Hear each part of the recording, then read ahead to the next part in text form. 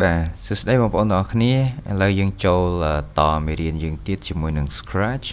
បាទអញ្ចឹងកាលពីវីដេអូមុនបងប្អូនបានសិក្សារួចមកហើយពាក់ព័ន្ធជាមួយនឹង motion block អញ្ចឹងថ្ងៃនេះយើងចូលមកកាន់ looks block របស់យើងអញ្ចឹងយើងត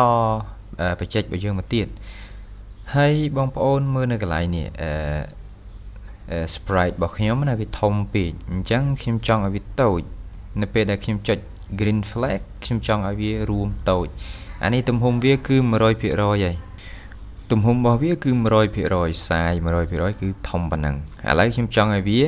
តូចទៅ 50% អញ្ចឹងខ្ញុំទៅកាន់ looks ដូចយើងដឹងស្រាប់ហើយថា looks ហ្នឹងគឺពាក់ព័ន្ធជាមួយនឹង sprite appearance តាក់ទងជាមួយនឹងហើយយើងមើល sprite ហ្នឹងយ៉ាងម៉េចបាទអញ្ចឹងខ្ញុំទាញយកblock មួយឈ្មោះថា set size បាទ set size to 100% ឬក៏ 100% ហ្នឹងតែខ្ញុំចង់ឲ្យវាទំហំតែ 60% ទេមានន័យថាដើមវា 100% តែពេលដែលខ្ញុំ click green flag ខ្ញុំឲ្យវា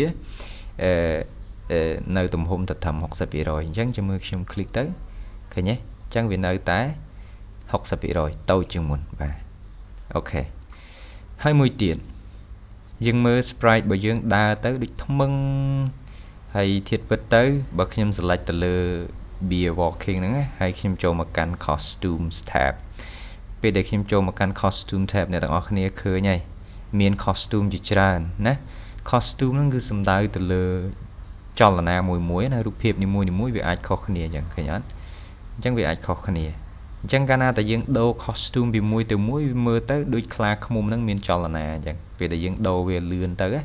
អូខេអញ្ចឹងវាមានកូដមួយនៅក្នុង look block ហ្នឹងឈ្មោះថា next costume ណា next costume and next backdrop ទេនេះ next costume អញ្ចឹងខ្ញុំចង់ឲ្យ next costume ហ្នឹង run forever ឥឡូវបើសិនជាខ្ញុំដាក់វានៅក្នុងនេះណាដាក់នៅក្នុង forever មានន័យថា next costume ហ្នឹងយើងនឹងឃើញ sprite របស់យើងដើរដូចចលនាដដែលរហូតឃើញទេដោយសារអីដោយសារខ្ញុំដាក់វានៅក្នុង forever អញ្ចឹងបើសិនខ្ញុំដាក់ចូលមកអញ្ចឹងវិញហើយខ្ញុំ click យើងនឹងឃើញខ្លាឃ្មុំរបស់យើងដូចដើរអញ្ចឹងបាទទៅមុខរហូតហ្នឹងឯងអូខេវាមើលទៅវាដូចដើរពិតអញ្ចឹងបាទហ្នឹងហើយគឺ next costume មានន័យថាយើងដូរ costume ពីមួយទៅមួយបាទហើយជាពិសេសអ្នកទាំងអស់គ្នាអាចឲ្យ sprite នឹងនិយាយបានណាអាចឲ្យតួអង្គរបស់យើងនិយាយបានខ្ញុំយកថា say hello បាទ say hello មានថាខ្ញុំអាចដូរទៅពាក្យផ្សេងបាន hello hi អីចឹងមកណា hi I'm Kim Song អីចឹងមកអូខេអញ្ចឹងយើងចង់ឲ្យវានៅកន្លែងណាបើសិនយើងចង់ឲ្យវានិយាយ hi I'm Kim Song រហូតយើងដាក់វានៅក្នុង forever មកបាទអញ្ចឹងវាទៅរហូតដែរអញ្ចឹងយើងមើលនេះ script របស់យើងពេលដែលយើង run clean green flag size របស់ sprite ហ្នឹង set ទៅ 60% កំណត់ទៅ 60% ហើយវានិយាយ hi I am Kim Song រហូតហើយវាផ្លាស់ទីរហូតពេលប៉ះជាមួយនឹង game នៃ stage គឺវាត្រឡប់មកវិញហើយក៏វាដូរ costume ដែរឥឡូវយើងមើលទាំងអស់គ្នាពេលដែលខ្ញុំ click green flag អញ្ចឹងយើងឃើញហើយ hi I'm Kim Song រហូតឃើញទេអញ្ចឹង sprite របស់យើងពេលហ្នឹងវានិយាយហើយនៅពេលដែលខ្ញុំចុច S វាមកទីតាំងនេះវិញចុច S វាមកទីតាំងនេះវិញបាទអាហ្នឹងឯងគឺ sprite យើងធ្វើចលនាតាមរយៈ block looks ហើយនឹង motion ដែលយើងបានកំណត់ហ្នឹងបាទឥឡូវខ្ញុំ copy script របស់ខ្ញុំទុកនៅក្នុង backpack សិនអញ្ចឹងខ្ញុំយកវាដាក់នៅក្នុង backpack ហើយទុកប្រើវាថ្ងៃក្រោយទៀតអញ្ចឹង script របស់ខ្ញុំមាននៅក្នុង backpack ឥឡូវ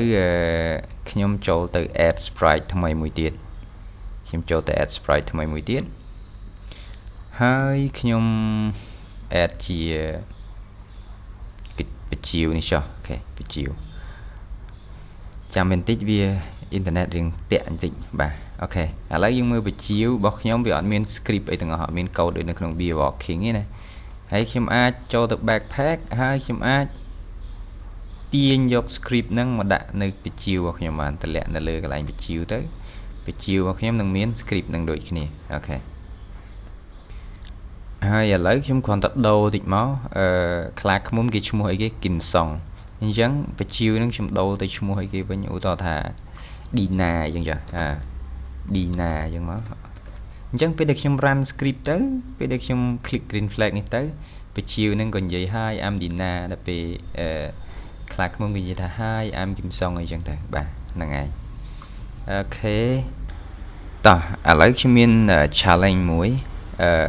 challenge របស់ខ្ញុំហ្នឹងគឺគ្រាន់តែចង់ឲ្យ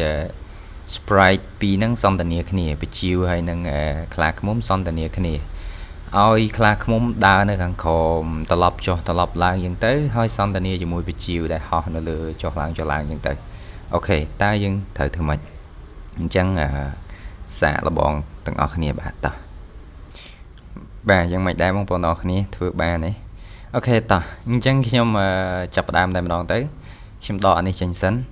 ខ្ញុំអត់ចង់ដាក់កូដចូលគ្នាវាញ៉ៃញ៉ៃច្រើនពេកអញ្ចឹងគោលបំណងរបស់ខ្ញុំគឺនៅដដែលឲ្យ scratch ហ្នឹងsprite ហ្នឹងពេលដែល green flag click ឲ្យវាធ្វើដំណើរធ្វើចលនាទៅវិញទៅមកនៅនឹងរហូតទៅមករហូតអញ្ចឹងយើងអាចដាក់អញ្ចឹងបានមានន័យថាពេលដែល green flag click វាផ្លាស់ទី2ជំហានទៅមុខមែនខ្ញុំមិននិយាយទៅលើ B ណាខ្ញុំនិយាយទៅលើបជាវដោយសារតែខ្ញុំ select លើបជាវអញ្ចឹងយើងឲ្យវាទៅមកអញ្ចឹងរហូតមកអូខេហើយមួយទៀតខ្ញុំអត់ឲ្យវាពេលដែល green flag click 60% ទេខ្ញុំឲ្យវាទំហំពេញតែម្ដងហើយអានេះខ្ញុំឲ្យវានិយាយឆ្លើយឆ្លងជាមួយខ្លាឃ្មុំអញ្ចឹងខ្លាឃ្មុំវានឹងនិយាយបជាវវានឹងនិយាយទៅរកខ្លាឃ្មុំមុនវាថា hello 2 second អញ្ចឹងយើងត្រឡប់មកខ្លាឃ្មុំវិញយើងធ្វើដូចគ្នាមានន័យថាខ្លាឃ្មុំនឹងនិយាយនឹងនិយាយតបទៅកាន់បជាវវិញណាអញ្ចឹងខ្ញុំអាចដាក់អញ្ចឹងបានទាញចេញមកហើយខ្ញុំដាក់ green flag click មកនិយាយទៅបងប្អូនដាក់ script ដាច់ដល់ឡែកពីគ្នាអញ្ចឹងក៏បានដែរអត់អីទេវាចំណេញ space របស់យើងផងវាមើលទៅស្រួលអានណាអូខេអញ្ចឹងកន្លែងនេះខ្ញុំ set size ខ្លាឃ្មុំហ្នឹងទៅ 60% ដដែលក៏ប៉ុន្តែចង់និយាយថាម៉េចនេះអានេះបជាវវានិយាយ2 second មកហើយអញ្ចឹងកាលណាតែបជាវនិយាយ2 second អញ្ចឹងយើងឲ្យខ្លាឃ្មុំនេះ wait 2 second មកមែនអត់ wait ទៅកន្លែងណារងចាំ2វិនាទីគឺចូលមកកន្លែង control នេះមកហើយទាញកន្លែង wait ហ្នឹងយើងដូរពី1 second ទៅ2 second អញ្ចឹងមានន័យថាអានេះនិយាយ2 second ហើយ2វិនាទីហើយ2វិនាទីក្រោយអានេះនិយាយតបទៅវិញម្ដងនិយាយមក hello I'm អីគេគឹមសុង hello គ្រាន់តែដាក់ចិត្តទេខ្លាឃ្មុំវាសួរ hello ហើយវាសួរទៅវិញ what your name អញ្ចឹងមកអូខេអញ្ចឹងមានន័យថាខ្លាឃ្មុំវាសួរទៅកាន់បជាវវិញប្រហែល2 second អញ្ចឹងបជាវពេលនេះវារងចាំ2 second អញ្ចឹងយើងទាញ wait 2 second មកបន្តមកទៀតយើងឲ្យវានិយាយ hello និយាយសារផ្សេងទៅទៀតទៅ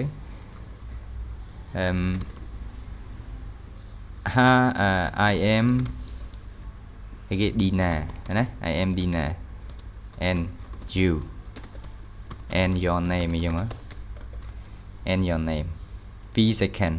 អញ្ចឹងត្រឡប់មក be walking វិញឲ្យវា wait 2 second មានន័យថារងចាំ2 second ក្រោយដែលនោះនិយាយចប់បជាវនិយាយចប់2 second ក្រោយវានិយាយថា Hi Dina I'm គឹមសុងអូខេ Hi Dina I am គឹមសុងអញ្ចឹងចប់ការសន្ទនាបែបខ្លីៗអញ្ចឹងចាស់បងប្អូនយល់កន្លែងនេះទេណាមានន័យថាម៉េចមានន័យថានៅពេលដែលខ្ញុំ click green flag ខ្លាឃ្មុំនេះផ្លាស់ទីទៅមករហូតមានទាំង next costume ហ្នឹងដូរចលនាយើងក៏អាចដូរពណ៌វាបានដែរអ្នកទាំងអស់គ្នាដូរពណ៌យើងចូលមកកាន់ look ហើយយើងទៅរក block មួយឈ្មោះថា change color effect ឃើញទេ change color effect ហ្នឹងមានន័យថាវាដូរពណ៌ឲ្យ block ហ្នឹងឯងអូខេអ chẳng về để dương ran dương đừng khơi khla khum nó đã tới màu hay son tania mà nè cho mưa dương mưa bị đầm nà ca này code này script này về để dương click green flag flag tầm hôm mà nè nâng cao tầm rồi với hai viên gì hello pi second cài máu anh đi mình thà này rong trăm pi second á bởi dương nè cầm nát logic luôn này vì rong trăm pi second ấy ban viên gì tọp từ mình hello what's your name mình chẳng được lấy nè tặng ở kia mới hello pi second cài này gì hello what's your name hay pi second cài này gì mình hi I am Dina hello Dina I am Kim Song chẳng to nhưng là hồ chẳng được họ bà sân dương trong ao bia script nâng program nâng bị job nè tặng ở kia cho tới cái line control hơi dọc thà stop all mình thà hai Dina em Kim Song pi second cài máu cứ program nâng cứ chọc thầm này tổ cả na ta dương vô stop all ní stop all này trong control nâng dương đã stop all nâng mình thà program dương nângត្រូវបានបញ្ឈប់ចឹងយើងមើលទាំងអស់គ្នា click okay hello hello what's your name I'm Dina ចឹង and you ចឹងណា hello I am Kim Song 2 second ក្រោយមកចប់ហ្នឹង okay